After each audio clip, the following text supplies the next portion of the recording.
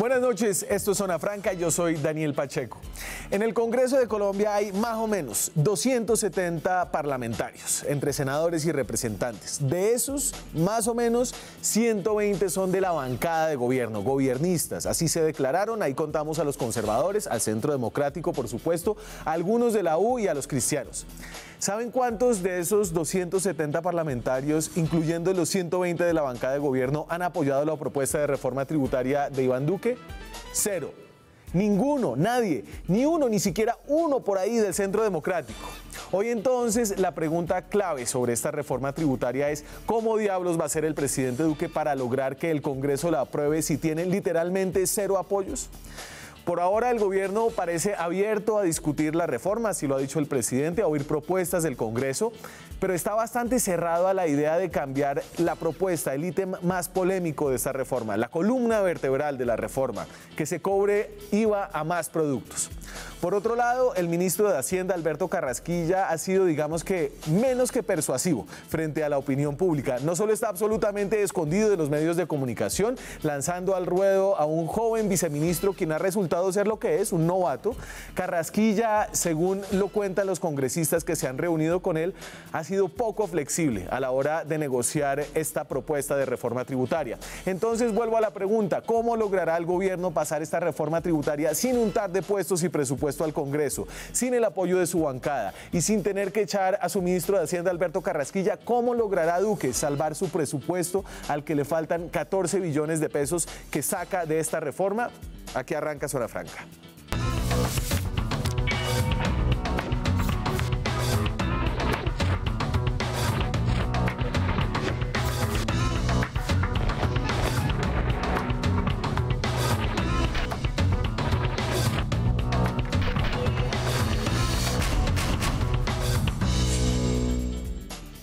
Y para hablar del estado actual, el estado crítico, piensan algunos, de la propuesta del gobierno de reforma tributaria, me acompañan esta noche dos senadores de la República, un abogado tributarista, y a quien porque es que si uno busca apoyos en el Congreso, no encuentra ninguno. Entonces nos acompaña el señor Juan Pablo Godoy, que es expresidente del Instituto Colombiano de Derecho Tributario. Le gusta la propuesta tributaria del gobierno de Iván Duque, es profesor universitario. Juan Pablo, muchas gracias por estar aquí. Gracias, Daniel, por la invitación. El senador Jorge Robledo, tal vez uno de los causantes de la timidez mediática de los últimos días del ministro de Hacienda, Alberto Carrasquilla. ¿Y usted cuántas reformas debatidas, peleadas? No. Me han tocado varias ya, sí, me han tocado varias. Y a propósito de la presentación, Daniel, le hago un primer comentario, porque yo no estoy tan seguro de que la cosa sea así como se presenta. Mire, Colbert, que fue un ministro de Hacienda de Luis XIV, rey de Francia, decía que una reforma, sí, que una reforma tributaria era el arte de desplumar al ganso sin que chillara demasiado, pero desplumarlo. Bueno, y entonces, como yo ya he visto varias reformas tributarias, todas las veces me ha tocado ver lo mismo. El gobierno presenta una reforma tributaria horrible, sea de Uribe o sea de Santos. Todos los gobiernistas se rasgan las vestiduras y dicen que nunca aprobarán eso.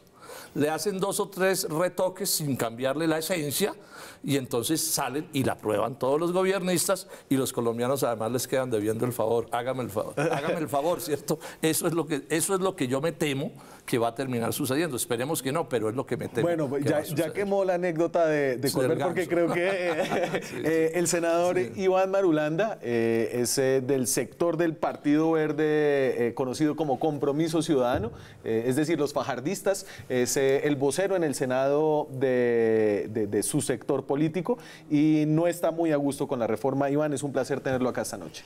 Daniel, un gusto estar aquí en tu programa, compartirlo con el senador Robledo, con el doctor Godoy. Es un magnífico tema y además exquisito para los ciudadanos que al fin de cuentas son los que pagan la factura de todo este drama en el que estamos. Y eso, hay un tinte irónico o satírico sobre la delicia de la reforma tributaria. No, ¿sabes qué? Es que me interesa mucho darle ese toque de conversación con la gente, porque la verdad de esta reunión y esta conversación tiene que salir mucha información para el público, para que la gente sepa de qué manera se están tratando su bolsillo, sus intereses, cuáles son las razones y la lógica en la que se están tomando estas decisiones y cómo la afecta. Y cómo la afecta en comparación con los demás conciudadanos. Todo eso es importante porque aquí estamos trabajando, es por cuenta de la gente. Eso no se puede olvidar, Daniel. Entonces eso es importante. Yo también me debo al público, al menos para que entiendan qué es lo que está pasando. Tal vez no vieron, acaba de pasar la entrevista exclusiva que hizo Red Más Noticias en sus 5 años al presidente Iván Duque, y ahí hubo varias señales importantes alrededor de esta reforma política. La primera es una señal política acerca de cómo la va a defender, quién la va a defender, y creo que esta noche queda claro que va a ser él. No hay que esperar a que salga Alberto Carrasquilla, va a ser el presidente el que le va a poner el pecho a esto. Yo sé que esto es duro, yo sé que tiene elementos impopulares o que se simplifican para exagerar la discusión, pero yo prefiero hacerlo con responsabilidad, decirle a los colombianos, mire, la fácil sería quedarme callado, buscar las típicas reformas de siempre cada 2 años con paños de agua tibia, pero a mí me parece que lo responsable es estar dispuesto a poner un poco de capital político o mucho capital político, pero decirle al país, hagamos esto por el bien de Colombia.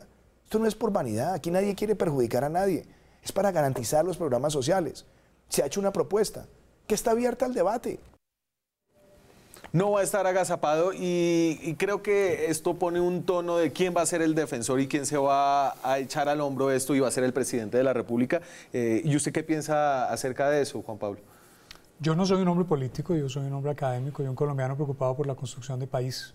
Un colombiano que ha visto la evolución del sistema tributario en los últimos 32 años de ejercicio profesional y obviamente que ha visto las dinámicas que esto toma. Por supuesto, no puedo ignorar la importancia de la dinámica política del país porque finalmente los intereses del país se debaten en el escenario sagrado de la democracia que es el Congreso. De manera que yo sé, por supuesto, que hay unas dinámicas, pero quizás lo que más puedo aportar yo en este proceso es un poco de pedagogía desde la academia y complementar la visión de los senadores en el mejor entendimiento de los colombianos en torno a cuál es el sentido de la propuesta. ¿Usted estaría de acuerdo con el presidente que esta no es la típica reforma tributaria que realmente toca alguna de las bases estructurales y de los problemas del sistema de impuestos en este país? Pues primero, Daniel, no es una reforma tributaria en sentido estricto, es realmente una ley de financiamiento fiscal y eso no es un eufemismo. La denominación ley de financiamiento fiscal proviene de la propia Constitución. Lo que la Constitución dice en el artículo 347 y siguientes es que la Ley General de Presupuestos se puede aprobar desbalanceada siempre y cuando se presente una ley que provea recursos para rebalancear el equilibrio presupuestal. Esa es esta Ley de Financiamiento Fiscal. De manera que, digamos, la denominación no es un eufemismo, es, digamos, técnica y, por supuesto, para rebalancear el equilibrio del presupuesto se requieren unas reformas al sistema tributario. Por lo cual, evidentemente, lo propio de la Ley de Financiamiento Fiscal es que haya un trámite especial que ocurre parejo, digamos, con la aprobación de la ley de presupuesto y la ley de presupuesto correrá la suerte de la ley de financiamiento presupuestal porque si no se aprueba, pues tendrán que venir los ajustes. Claro. La señal política del presidente, ¿usted lee ahí algo, Jorge?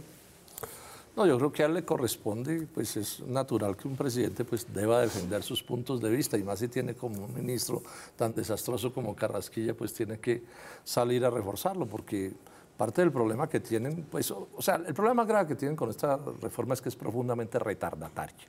Nadie quiere defenderla, entonces le toca, pues, digamos, a Duque salir a hacerlo, porque además, pues Carrasquilla tampoco se atreve, es que usted lo dijo bien, Daniel, no se atreve a salir a los medios de comunicación, porque claro, apenas salga un medio de comunicación le van a decir, oiga, doctor Carrasquilla, ¿y cómo fue que se tumbaron 440.000 millones de pesos en el caso de los bonos? Entonces, pues el hombre está nervioso. Pero bueno, eso, digamos, es la parte anecdótica, esa es la parte menor. Lo que interesa más es la discusión de lo sustantivo, que es lo que dice la reforma, si, bueno, cómo va a tratar a la gente o cómo la va a maltratar, pienso yo.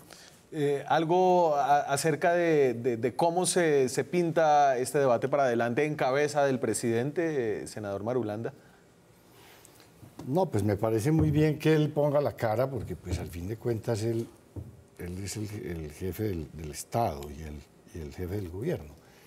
Además, en medio de una situación muy paradójica porque si se pone en la pantalla paralelamente el discurso que él tenía hace muy poco tiempo en el Congreso respecto de estos mismos temas, se podrá ver de qué forma cambió de opinión en la campaña el presidente en pocos meses. Exactamente. Entonces, eso muestra un poco también como la sinceridad con la que nos están administrando la cosa pública. Pero yo quisiera plantear esto, Daniel, Sí, y señor. todos los compañeros de mesa. Dos cosas. Una, lo primero, hay que sacar esta discusión a la calle. ¿Por qué? Allá en el Congreso nos tienen en un régimen de secretismo que no es admisible. Siempre lo hemos denunciado, siempre hemos dicho que eso no puede seguir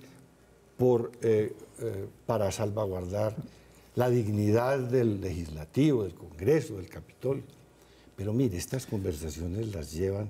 Pero ¿y secretismo en qué sentido, ¿En qué Iván? sentido? Las reuniones de ponentes, por ejemplo, del Presupuesto General de la Nación y de esta reforma tributaria, pensaban hacer lo mismo y ya dijimos que no lo admitimos. Se hacen es en el Ministerio de Hacienda, en un salón cerrado, donde no pueden entrar los asistentes de los congresistas, donde la información nos la están entregando allá sobre el tiempo y nos la están cambiando minuto a minuto, en donde hay unos congresistas que son subalternos del gobierno, que no discuten nada y que firman las ponencias inclusive sin que las ponencias estén listas. Y las ponencias no las hacen los congresistas, así las firmen, sino que las hace el gobierno. Yo quiero advertir, nosotros, el partido Alianza Verde, votó negativamente el presupuesto general de la Nación porque no estuvo de acuerdo. Entonces, esto hay que sacarlo. Estas discusiones pertenecen a la soberanía del Congreso. Sí. Desde la historia de la democracia, desde el principio de la democracia, está claro que son los congresistas, los representantes del pueblo, los que definen el tema de los impuestos. Entonces, primero, sacar esto al Congreso, al Capitolio, para que la gente sepa cómo se comportan los congresistas y por qué se llega a las cifras que se llega cuando se definen. Pero entonces estas digamos cosas. que ya tenemos una buena idea de lo que tiene esta reforma tributaria. Hay un articulado que ha estado circulando. Pero déjame, yo termino muy rápidamente. Sí. ¿Qué es lo que estamos financiando con esta reforma tributaria? Un hueco de 14 billones en el presupuesto. Estamos financiando un presupuesto, ¿cierto? Eso es un pedazo y entonces, apenas. Nosotros decimos una cosa muy sencilla. Mire, estamos en la política para transformar esta sociedad. Y transformar esta sociedad implica invertir en unos aspectos claros de la sociedad colombiana. En educación, en ciencia, tecnología, en medio ambiente, en cultura, en deportes, en justicia, en el sector agropecuario, en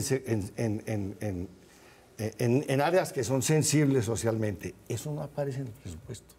En el presupuesto general de la Nación esos rubros son ridículos. Ridículos. Pero bueno, pero Iván, pero esa es una discusión que ya se perdió. Hay que decir primero, esto es para pagar un presupuesto que no le va a resolver al país su drama de atraso, de injusticia y de desigualdad, y de pobreza y de violencia. No lo va a hacer. Entonces, que quede claro eso. Pero esto es para pagar una... Ese es el presupuesto que ya aprobó el Congreso. Que la aprobó con el voto negativo nuestro. Sí, pero con el voto mayoritario que la gente del resto. sepa que todo esto es para pagar un presupuesto que no va a resolver los problemas estructurales de esta nación y que es el mismo presupuesto en sus perfiles, digamos, en su estructura. A los presupuestos que han venido, Sergio Fajardo no fue el presidente. Claro, ¿no? Por eso somos la oposición y por eso no estamos de acuerdo con todo este proceso económico. Entonces déjeme avanzar un poquito hacia la reforma. Claro. Y entonces aquí hay más o menos una estructura de cómo está armada esta reforma. Estos son los huesos donde quita plata y donde pone plata. Entonces, en los menos, digamos, es las rentas y exenciones a empresas, ¿cierto? Disminuye el impuesto de renta y le da unas exenciones a las empresas, como que pueden deducir bienes de capital del IVA, como que pueden deducir un impuesto que se llama ICA. En lo que cuesta también, y esto es de los años 2019 y 2020 sumado, porque esta reforma hay que entenderla al menos en 2 años, porque entran a funcionar varias cosas en el segundo año. También hay una plata que se tiene que gastar, que son casi 5 billones de pesos, 4.8, en la compensación a las personas más pobres con la aprobación de IVA. Entonces, ese es el lado del menos. En el lado del más, que es donde se consiguen los nuevos recaudos, los nuevos impuestos, hay primero el crecimiento económico, el crecimiento de la renta petrolera y las privatizaciones. Eso les da más o menos 10 billones de pesos. También está un incremento a la renta de personas naturales, a las personas más ricas de la sociedad y al patrimonio, ese es un impuesto a la riqueza, ¿no? Que recoge más o menos 7 billones de pesos. Pero el grueso de esta reforma es el IVA, que son 23 billones de pesos en el 2019 y 2020 a través de la ampliación de la base de productos a los cuales se les pagan IVA. También hay un cálculo sobre la modernización de la DIAN que da más o menos 6.6 billones de pesos y una reducción del Estado que implica menos gastos, digamos, plata que se ahorra el Estado, que se puede sumar, que es de más o menos 2.4 billones de pesos. Eso le da a usted un recaudo de 32 billones de pesos. Devuélveme un segundito, por favor. 32 billones de pesos 2019 y 2020. En el primer año de 19 billones, y esa cifra es importante porque recuerden que hay un déficit de 14 en el presupuesto aprobado en el Congreso, y en el segundo año de 13 billones de pesos. Esa es los huesos de esta reforma, ¿no? Y son unos huesos progresivos, como ha dicho el gobierno, son unos huesos que se recuestan ¿en quién? Bueno, pues obviamente el mayor componente de recaudo esperado proviene de la reforma al IVA. Ahora vamos a hablar del tema de tributación a la renta. Y obviamente yo sé que ese es un tema complejo. Mi opinión es que la propuesta del gobierno es una propuesta que va en el sentido correcto. Colombia tiene uno de los sistemas de IVA más ineficientes y más regresivos de la región y del mundo, porque tiene un recaudo que es verdaderamente muy pobre frente a lo que recauda en otros países que tienen un sistema generalizado de IVA. Y eso es el resultado, obviamente, de un régimen con tarifas diferenciales, de un régimen de exclusiones y de exenciones que es bastante particular de nuestro entorno. Para que la gente entienda que no se le cobre IVA a unos productos básicos. Que no se le cobre IVA a algunos productos, pero pues obviamente en algunos casos la diferencia esencial entre el régimen de exclusión y el régimen de exención es que quien produce un bien excluido no factura IVA, pero soporta el IVA de sus insumos como mayor valor de costo o lo traslada vía precio si puede. ¿Y lo puede deducir de cosas que compra? Es costo, es un costo, porque no factura y a su vez pues no tiene contra qué descontar. Eso es lo que la doctrina llama el régimen de exoneración imperfecta. Sí. Y es imperfecta porque si bien no se factura IVA, es posible que implícitamente o lo esté asumiendo el productor o lo esté trasladando vía precio. Por eso se llama un régimen de exoneración imperfecta. Frente al régimen de exención, que es un régimen de exoneración perfecta, donde quien produce el bien no factura IVA, pero el gobierno le devuelve el IVA que pague con los insumos. Por eso es un régimen de exoneración perfecta, porque en estricto sentido el precio final del bien o servicio no está incidido por el IVA, ni implícito ni explícito, porque finalmente no hay, digamos, el gobierno devuelve el IVA. Colombia, pues obviamente tenemos una estructura compleja donde hay un listado de bienes excluidos y un listado de bienes exentos. El listado de bienes exentos es más reducido, por supuesto, pero muchos de los bienes de la canasta familiar están en el régimen de excluidos y algunos pocos están en el régimen de bienes exentos. Un ejemplo, el pollo es un bien exento del IVA, la papa es un bien excluido del IVA. De manera que el pollo tiene un régimen mejor frente a la papa. Pero yo quisiera... Para concluir, senador, simplemente. Sí. La preocupación grande es... La medida va en el sentido de ampliar la base del IVA para hacer el IVA más eficiente en términos de recaudo y para hacerlo menos regresivo, porque el costo de las exclusiones y de las exenciones del IVA, que está calculado y estimado en las memorias técnicas del Ministerio de Hacienda, en su mayor parte se destina a las clases más favorecidas, porque el régimen de exclusión, digámoslo de esta manera, el IVA como impuesto indirecto es un impuesto, digamos, implícitamente o con propensión a la regresividad. No, porque es, no distingue, es regresivo, no es propenso. Distingue, es regresivo. No distingue entre quien es más rico o más pobre. Es regresivo. Claro, pero eso es un problema de toda la imposición indirecta, senador. Y claro, obviamente se ha discutido en el mundo y tuvimos la década perdida de los 80 y las propuestas del impuesto único al consumo. Pero lo que quiero centrarme es, claro que es un impuesto regresivo, pero hay una serie de medidas para corregir la regresividad del impuesto. Colombia ha intentado fallidamente corregir la regresividad del impuesto con tarifas diferenciales, con regímenes especiales, con régimen simplificado, y eso lo único que ha producido es una mayor regresividad y una absoluta ineficiencia del impuesto. Entonces, para concluir, la medida está encaminada a la ampliación de la base gravable del IVA, con el objetivo, obviamente, de mejorar la eficiencia del impuesto y está acompañada de unas medidas compensatorias para que los menos favorecidos, a los 3 no propiamente una devolución, es una medida compensatoria. Compensación. Correcto. Sí. Alguien decía que los mejores negocios son los que nadie entiende, porque entonces tumbar a la gente es facilísimo. Y la desplomada del ganso tiene que ver con eso. Yo voy a intentar explicar brevemente ¿Dónde está el almendrón del debate? Fuera de debates técnicos, mire. Hay que mirar 2020 porque 2019 todavía no está toda la reforma, primera cosa. Así es. 2020, entonces, ¿qué dice?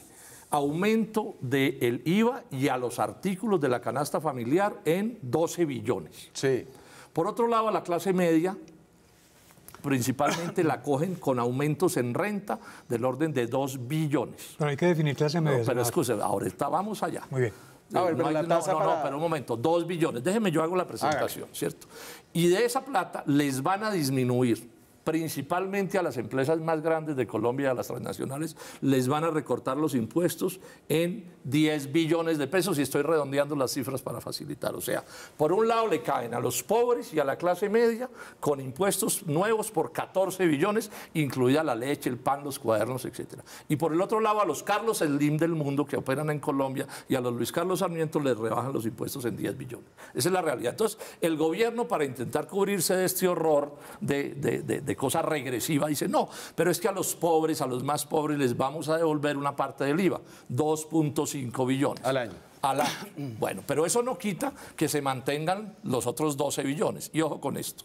No es cierto. Si es verdad que lo devuelven, que está por verse, que lo compensan. no van a devolvérselo a todos los pobres. Eso es paja. Eso no es posible. Pero además pónganle cuidado que este es el punto. Y entonces, como se saca a los que ellos dicen que son los más pobres, barren con la clase media y les importa un pepino. Porque es que aquí llevamos, y esta no es la primera reforma tributaria, no sé cuántos duro contra la clase media, entre otras cosas porque a los pobres ya están, pues, agonizando. Entonces montan la película de que el que no sea pobre, el que no se esté muriendo de hambre, el que gane más del salario mínimo, entonces es un clase media como una especie de potentado al que hay que caerle. Esto es lo más regresivo que se han inventado. Resumo, gravar a los pobres y a la clase media para bajarle los impuestos a los todopoderosos de Colombia. Y entonces me voy a la pausa, volvemos con este debate: regresiva, necesaria, la ley de financiamiento, reforma tributaria, ya regresamos. Seguimos en Zona Franca, son las 9:37 de la noche, estamos en directo desde Bogotá. Saludos a los tuiteros, pueden opinar a través del hashtag francamente en Twitter, @zonafranca. Hay alguien que está en los trancones bogotanos que nos ve a través de Periscope. Saludos, ¿cómo se llamaba, Richie? Ya me dicen cómo se llamaba. Hablábamos del recaudo de IVA. Aquí no les gusta a los congresistas que se cobre más IVA, sin embargo, en efecto, como decía el señor Juan Pablo Godoy, en Colombia hay un recaudo de IVA comparado a América Latina bajito. IVA por país, dámelo por favor. Entonces, esto es el porcentaje del PIB del recaudo de IVA. Y como ven, Colombia es de los países que menos recaudo tiene. Pero ahí hay un amañamiento, porque el problema no es solo el IVA, lo sabe bien el doctor también, son los impuestos indirectos.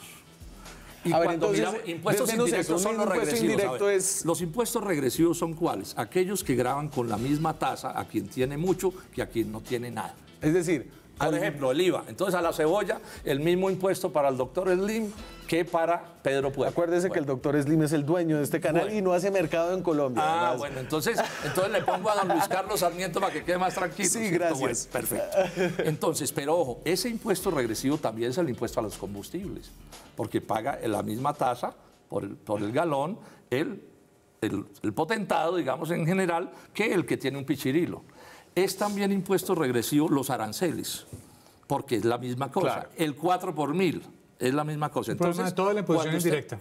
Todo lo indirecto, ese es el punto al que voy. Entonces, el problema no es solo el IVA. Ahora, cuando usted mira el conjunto de la tributación, Daniel, más de la mitad de los impuestos en Colombia son impuestos indirectos, que son tan malos como el IVA. Entonces, primero es paja que solo pagan impuestos los superpoderosos de Colombia, eso no es verdad. Segundo, que le estoy dando la cifra, más de la mitad de los impuestos son indirectos. Y tercero, buena parte del impuesto de renta no es la renta del capital del personaje que usted quiera mencionar, sino es la renta de los asalariados. Y ahí empiezan a coger desde profesores de colegio. Y entonces se cobran impuestos indirectos porque son la forma más fácil en que los estados pueden recaudar. Es un tema de eficiencia. De eficiencia, sí. Claro. Y la eficiencia siempre comporta un sacrificio de la equidad. Y el sistema tributario es una dinámica y una lucha permanente entre la equidad y la eficiencia. Pero el senador Marulanda... Sí. Y entonces déjeme, yo le doy, Iván, aquí otro dato acerca de cómo afecta la subida del IVA. Esto lo calcula el gobierno a cada porción de la población según su nivel de ingreso. Entonces, a la población la pueden dividir en 10 por deciles, que es lo que se llama, según los ingresos que tiene. Ahí me corto unos deciles simplemente porque no me cabía en la gráfica, pero por ejemplo el decil 1 es el de la gente más pobre, los que ganan menos de... Promedio 253 promedio se están muriendo de hambre. Entonces, a ese decil que gasta hoy en IVA 12.000 pesos. ¿Cierto? Con la reforma Duque gastaría 29.000 pesos. Eso significa un incremento de 127% en lo que destina esa persona. Pero eso es monstruoso, Daniel, ¿no le parece? A esa persona monstruoso. la van a compensar con una... A unos de esos. A unos de esos nos van. Pero entonces, miremos lo que va a pasar en el decil 4, 6, 8 y 10, por ejemplo, que son las personas que no van a ser compensadas. Este incremento de IVA es regresivo de alguna forma porque le pega más a los menos ricos. Entonces, la gente del decil 4, por ejemplo, pasa de pagar 26.000 pesos en IVA, que es lo que paga hoy, a 53.000, y eso implica un incremento del 99%. Y a ese no le devuelven nada. El incremento para el decil 6 es del 76%, el del decil 8 es 57%, y el del decil 10, el más rico, es 28%. Es decir, esta es una reforma que van a sentir con más fuerza las personas de clase media, de clase vulnerables. Iván. Sí, Daniel, hay una pregunta que no se ha hecho o que por lo menos no nos han respondido. Y es cuál es el impacto de este impuesto, de esta modificación del IVA en los consumos. ¿Cuál es el impacto en la demanda? Y por lo mismo, ¿cuál es el impacto en el crecimiento de la oferta de empleo y del crecimiento de la economía? Es decir, ahí tenemos que buscar respuestas, porque no sabemos hasta qué punto esto va a deprimir el mercado, los mercados, y va a generar un receso importante en el crecimiento económico. Por otro lado, no se examinaron a fondo y no se quisieron examinar otras fuentes posibles de ingresos. Y hay unos cálculos ahí que no son del todo aceptables. Por ejemplo, el precio del barril de petróleo está calculado en $65 el barril en los cálculos de ingresos. Sí. Y hoy tenemos precios de $75 y las... Ya está bajando, senador. Hoy cayó a 70. Bajamos de 70. Sí. Hoy cerró en 71. Sí, señor. 70. Y estuvimos por debajo de 70. Dame 6 meses de Brent, que yo lo tenía por aquí para esta opción que se ha discutido, que es, seamos optimistas y el petróleo está más caro, pero fíjese cómo ha subido el petróleo y ha bajado en los últimos, esos son 6 meses de Brent. Por ejemplo, hoy cerró en 72. Fíjese que en el último mes ha bajado más de 80. A menos de 70. Y la volatilidad del Brent ha sido muy grande en los últimos 6 meses. Pero yo lo interrumpí. Digo, este es el dato y es que hacer cálculos con el petróleo es peligroso. Es una apuesta. Sí, pero hay que hacer algún cálculo. Y el cálculo que tienen es un cálculo pesimista. Pero bueno, de todas maneras hay que decir que un dólar del precio del barril significa 400.000 millones de pesos aproximadamente en ingresos del fisco. Sí. Por otro lado, díganos cuál es la evasión que hay en este país. Es que estamos hablando, nos hablan de unas cifras... 40%, senador. Por eso. 40%. Bueno, sí. Y ellos con la reforma que quieren hacer a la DIAN se ganan además, 5 billones de pesos. Además, la evasión más grande está en el IVA, pues por las dificultades que hay en controlar. No, hay de todo. Yo tengo este dato aquí y les ayudo. Miren, este es un dato de un exdirector de la DIAN. Hay estudios de unos franceses que calculan en 100.000 millones de dólares la plata de colombianos potentados que tienen en el exterior. Y calcula ese mismo exdirector de la DIAN en 6.000 millones de dólares el costo fiscal de la plata en los paraísos fiscales. Que esta trae otra ¿cómo se llama? Otra normalización. Una normalización. Pero, ojo, Portafolio dice que las medidas antievasión de esta reforma tributaria son muy mediocres. Yo creo que faltan. Tiene toda la razón, senador. Faltan medidas y yo tengo el convencimiento de que ahí el Congreso puede hacer su labor. Yo les cuento esto. el Polo acaba de proponer una reforma anticorrupción tributaria y estamos proponiendo cárcel para los evasores de impuestos y sus asesores tributarios. Aquí no pueden seguirse robando la plata de los impuestos y son intocables. Y que el resarcimiento no y le voy a dar sea este dato que es más sorprendente, es bueno que conozcan los colombianos. Le pregunto a la DIAN, deme los nombres de los colombianos sancionados por evasión tributaria en los últimos años. ¿Y sabe qué me dice? Que eso es secreto. O sea, que aquí el delito tributario... Es que además no hay ilícito fiscal en Colombia, no lo hay. Sí, bueno, hay algunos... Por los trucos que hacen. Digamos, en la última reforma tributaria se estableció el delito, doctor, pero le estoy diciendo a los sancionados por la DIAN, cualquiera sea el nombre que pero sea. Estamos hablando de IVAs y retenciones, no digamos de defraudación fiscal en sentido propio, y yo creo que eso hace falta. Hay que mirarlo. A ver, que me asaltaron aquí en la palabra. Yo estaba hablando y planteé el tema de la evasión, que es un gran tema. Sí. Ya lo ven toda la emoción que suscitó aquí en los colegas de la mesa. Entonces, sobre eso no tenemos nada importante. Y sobre eso hay que trabajar y hay que trabajar de inmediato. No sé si no se puede seguir postergando. Eso hay otro aspecto está ahí en esta reforma. Hay un plan y hay 7 billones para el fortalecimiento de la entidad. Y hay una serie de medidas de simplificación, porque es que la DIAN no puede ser una agencia de devolución de impuestos. Con las medidas del IVA, que de eso no hemos hablado, se libera gran parte del recurso humano destinado a las devoluciones, que se puede destinar a labores de fiscalización. Y hay unos ajustes en la entidad, porque es que la DIAN tiene que ser la empresa más importante del país. Claro, porque es una inversión, todo lo que usted le mete.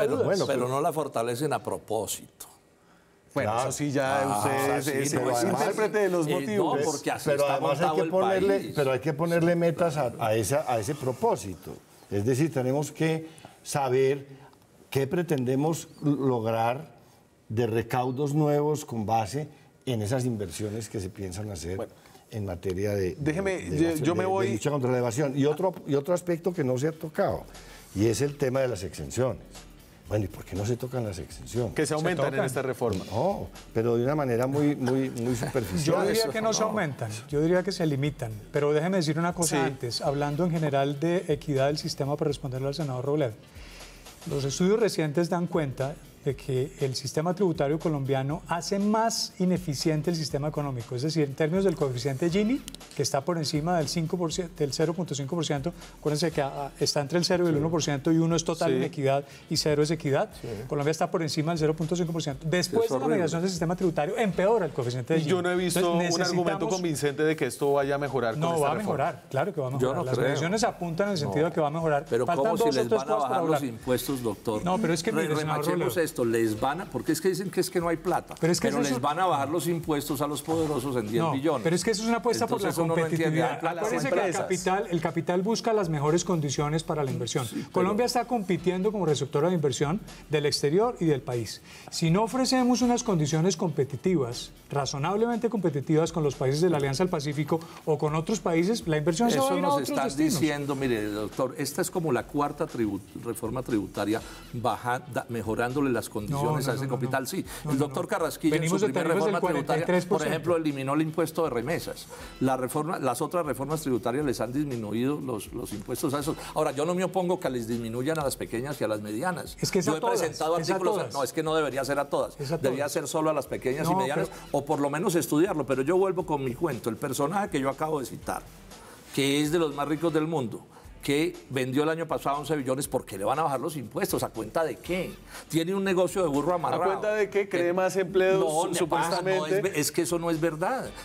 Nadie puede demostrar que si usted baja los impuestos se genera más empleo. Pero lo que sí se puede demostrar es que si hay medidas de desincentivo, obviamente va a haber menos circulante y va a moverse menos la economía. Entonces la propuesta finalmente no es más incentivos para las empresas, sino menos desincentivos. Me voy a la pausa. Cuando regresemos, ¿cuáles son las propuestas para salir del atolladero? Recuerden que esta es, y lo dice con razón el señor Godoy, no es una reforma tributaria, sino es una ley de financiamiento que quiere tapar un hueco que ya se aprobó en el presupuesto de 14 billones de pesos.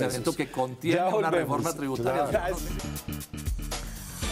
Seguimos en Zona Franca, son las 9:53 de la noche. Esta noche vamos un poquito más largos, ya que empezamos tarde luego de la entrevista exclusiva que dio el presidente Iván Duque, quien acerca de cómo se podría negociar lo que está en la reforma dice lo siguiente. Dame lo que dice acerca de modificar la armonía de la reforma el presidente de la República.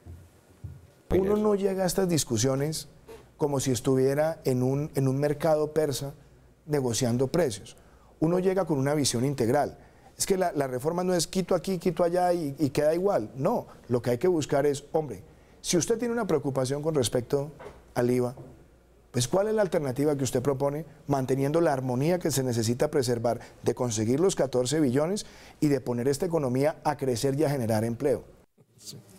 Y entonces, ¿qué tanto se modificaría la armonía de esta reforma si uno quita el IVA? Entonces yo voy a esta reforma sin IVA. ¿Cómo se vería esta reforma sin IVA, por ejemplo, en el primer año, en el segundo año? Esta es la gráfica que preparamos. Esto es básicamente lo mismo que teníamos antes. Entonces, si usted le quita el IVA, en el primer año, en el 2019, solo recauda 8 billones de pesos. El 70% del peso está sobre el IVA. Es decir, queda en déficit el presupuesto que ya está aprobado, le faltan todavía ahí 4 billones de pesos.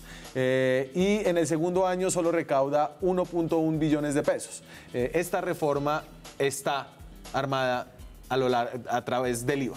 Es decir, esa es la armonía de esta reforma. Usted, Iván, ¿vería con buenos ojos, por ejemplo, que se mantenga la tasa actual para los bienes que están grabados al 19 y se suba a una única tasa para los bienes exentos de la canasta familiar, por ejemplo, del 10%? ¿Eso sería algo que usted podría entender? Lo primero es que los tenderos de este país, el sistema de distribución de alimentos y de mercadeo de la canasta familiar, es imposible de intervenir.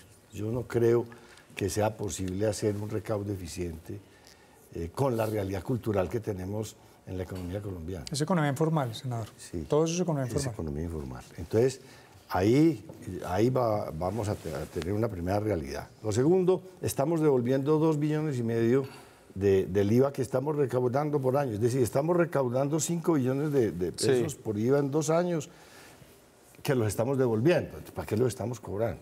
Pero además, ¿a quién se los estamos devolviendo? A un Sisbén que no le da confianza a nadie, un Sisbén que se está revisando, un Sisbén que se va a cambiar en poco tiempo y que se va a cambiar y que va a causar un traumatismo en esta estructura impositiva que están montando con este IVA. Ahora, mientras tanto están creando esta reforma unos huecos negros que son verdaderamente inverosímiles. Por ejemplo, están abriendo un hueco de exenciones a lo que llaman economía naranja, que nadie nos ha podido explicar qué es. Todo es la economía naranja. Y donde está eso listado, usted dice, aquí cabe todo. Todo. Toda la economía formal cabe ahí. Esa va a ser un hueco de evasión por cuenta, repito, de que los pobres y las clases medias paguen un IVA que de todas maneras van a pagar en muy buena parte. Pero si van al tendero informal, ¿no lo terminan pagando? Allá no llega el IVA. No, allá no llega. Es que el 56% de la clase media de este país está en la informalidad. Y por otro lado, tenemos unas exenciones a los megaproyectos, que son inversiones de 1.3 billones de pesos al año, pues que son muy comunes en esos grandes emporios económicos, esas grandes corporaciones en distintos sectores, por ejemplo, el sector de la telefonía celular. Y entonces estamos, como dice el senador Robledo, premiando a los ricos que no necesitan esos regalos y poniéndole todo el peso de los gravámenes a las clases medias y a las clases. Juan Pablo, y entonces en cuanto a dónde se puede mover algo de esta reforma, ¿usted qué ve? ¿Dónde están las salidas? Porque creo que esta reforma empieza en una discusión de salidas. No, yo veo, digamos, muy poco margen de maniobra, porque me parece que realmente la fuente principal de recaudo esperado proviene del IVA. Lo que hay que mirar es finalmente quién va a pagar ese IVA. Y tengo el convencimiento de que la mayor parte de ese IVA la van a pagar las clases más favorecidas, que es la razón fundamental de ser de la medida. Por eso hablo de menor regresividad del sistema. A propósito de lo del tendero de barrio, allá no se va a pagar IVA. Y otra cosa importante, y esto quiero decirlo y que me oigan bien los senadores, es muy importante hacer una vigilancia de la evolución de los precios, porque muchos de los productos que van a pasar a estar grabados o que pasarían a estar grabados a la tarifa general, hoy en día están excluidos y tienen un IVA implícito que es costo. Entonces, en estricto sentido, no debería subir el precio final en el 19%, 19%. Y eso hay que monitorearlo y ahí es muy importante, idealmente, la función de la Superintendencia de Industria y Comercio, porque finalmente la idea es quién debe correr con el precio. Cuando finalmente yo tengo el derecho de descontar todo el IVA que antes era costo, evidentemente no lo puedo trasladar al precio final. De manera que el incremento no debe ser el 19%, hay que mirar bien las cadenas de valor y es importante que eso no se convierta en una fuente de enriquecimiento para quien no debe ser. Salidas para esto. Yo quiero señalar un asunto y es este. No, salidas, pues eso es otra película, con otra lógica distinta, que es distinta a la del doctor Duque. Lamentablemente él ganó y entonces está poniendo su inyección, ¿sí? Sumándole un poquito del juego de los gansos. Pero voy a decir esto. Bueno, una parte muy grande del sector productivo, por ejemplo en el agro, campesino, indígena, empresarial, está haciendo un reclamo que es apenas obvio. Es que si usted encarece los costos de los productos con un IVA que es del 17 o del 18%, se va a resentir el consumo y se va a resentir la producción. Esto es bien importante,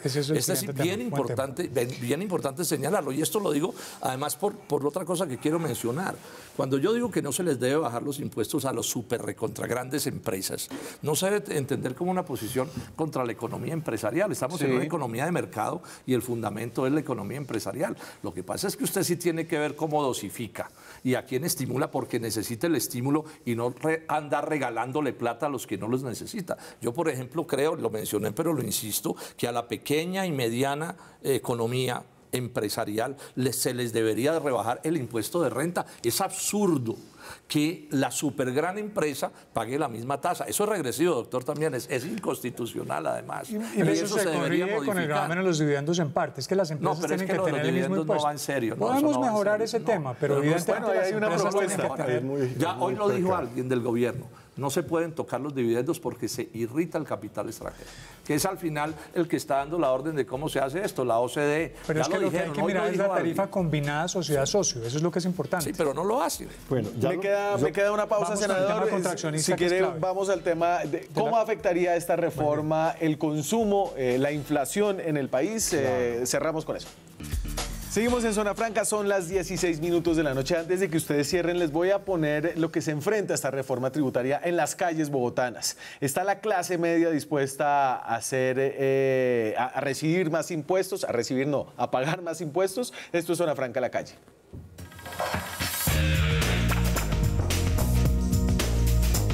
¿Usted cree que la clase media debería pagar más impuestos?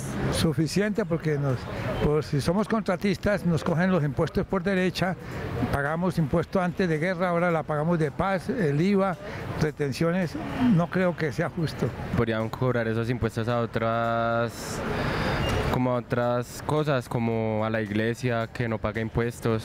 Pues la clase media hizo su elección en las pasadas elecciones y si cree que ese es el gobierno que debe regirlos, pues bueno, que se atengan a las consecuencias.